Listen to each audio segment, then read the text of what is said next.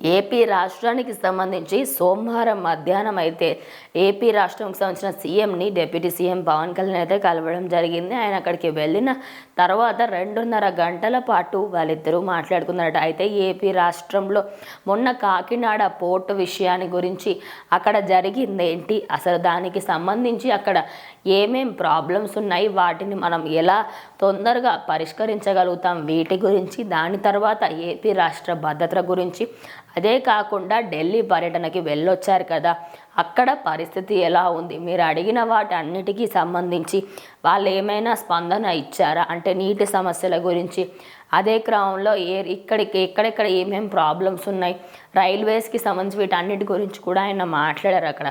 మరి వాటిపైన వాళ్ళు ఏమైనా రెస్పాన్స్ ఇచ్చారా, అక్కడ పరిస్థితులు ఎలా ఉన్నాయి ఏంటి అనే దాని గురించి కూడా మాట్లాడారు. అదే కాకుండా నెక్స్ట్ రాబోయే రాజ్యసభ ఎన్నికలకు సంబంధించి ఎవరిని ఎన్నుకోవాలి, ఎవరికి స్థానం ఇవ్వాలి ఏంటి అనే దాని గురించి కూడా 2.5 గంటల పాటు ఏపీ రాష్ట్రానికి సంబంధించి ప్రాజెక్టుల విషయమే కావచ్చు, చిన్న విషయమైనా పెద్ద విషయమైనా ప్రతి దాని గురించి కూడా మాట్లాడినట్టుగా అయితే తెలుస్తోంది.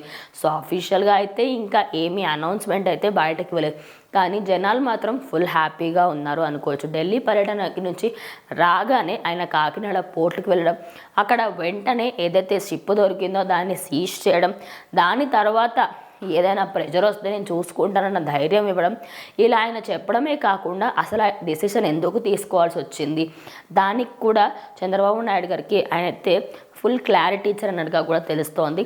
మరి ఆయన వెళ్ళిన తర్వాత అక్కడ రైల్వేస్ గురించి మాట్లాడారు, నీటి సమస్యల గురించి మాట్లాడారు.